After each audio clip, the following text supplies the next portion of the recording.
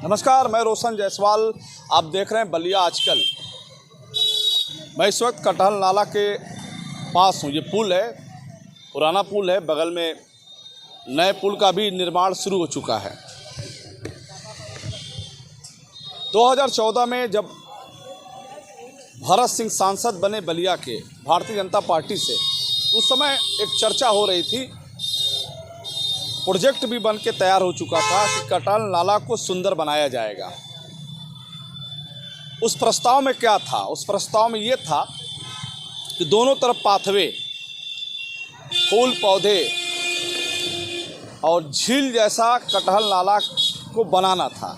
यानी महावीर घाट से लेके सुरहा ताल तक, महावीर घाट से लेके सुरहा ताल तक कटहल नाला के लिए विकास के लिए एक प्रोजेक्ट बना। उस प्रोजेक्ट पे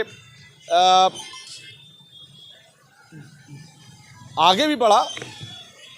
काम क्या होगा इसकी भी चर्चा भी हुई।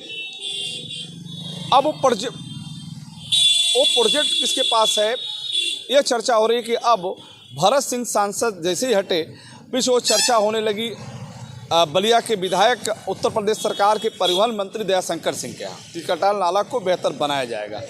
तो चर्चाएं भी होने लगी कि गोमती नगर में तमाम जगहों पे, बनारस वगैरह में जिस तरीके से जो शहर से जो नदी नाला तालाब गए हैं, उसको कितना सुंदर रेलिंग लगा के थोड़ा ऊंचा करके स्वच्छता का नारा देकर, साफ सफाई देकर उस नाले को बेहतर किया गया है, पाथवे बनाया गया है। लेकिन एक कटहल नाला का इतिहास है। ये सुरहा ताल से लेकर बात करें महावीर घाट तक कितना सुंदर बनाया गया है। लेकिन विडंबना सबसे ये है कि प्रशासन और शासन की नज़र इस पर नहीं है। अब लोग अतिक्रमण करते जा रहे हैं। कोई लैट्रिन बनवा रहा है, कोई शौचालय बनवा रहा है, कोई बाथरूम बनवा रहा है, कोई अपने यूज के लिए बना रहा है, गंदगी कटहल नाला में फैला रहा है। ना शासन उस पर ध्यान दे रहा है, ना ही प्रशासन। लोग मनमानी तरीके से अतिक्रमण कर रहे हैं। और आने वाले दिनों में अगर यही हाल रहा, प्रशासन और शासन चुप बैठा रहा, खामोश बैठा रहा, तो मेरा ये मानना है कि कटहल नाला का अस्तित्व समाप्त होने में समय नहीं लगेगा।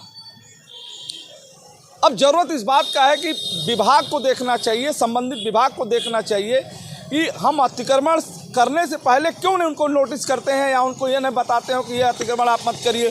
कल को 2 साल, 4 साल, 5 साल, 10 साल हो जाएंगे, आप नोटिस करेंगे, वो नहीं हटाएंगे, मुकदमे में मामला जाएगा कि हमारी ज़मीन है। तो सीमांकन हो जाना चाहिए, कटहल नाला का सीमांकन हो जाना चाहिए कि कटहल नाला की भूमि कितनी है, ताकि उस भूमि पर लोग अवैध तरीके से अतिक्रमण न कर पाएँ। इसलिए कटहल नाला को सुंदर बनाने की बात है, कटहल नाला के विकास की बात है। कटहल नाला का एक अलग इतिहास है और उस इतिहास को दोहराते हुए जनप्रतिनिधियों को कटहल नाला पर विशेष ध्यान देना चाहिए। और जो भी लोग इस तरह का काम कर रहे हैं, उनको कम से कम गंभीरता से नोटिस करना चाहिए। फिर हम आपसे जुड़ेंगे, तब तक इतना ही। जुड़े रहें हमसे बलिया आजकल से। मैं रोशन जायसवाल, नमस्कार।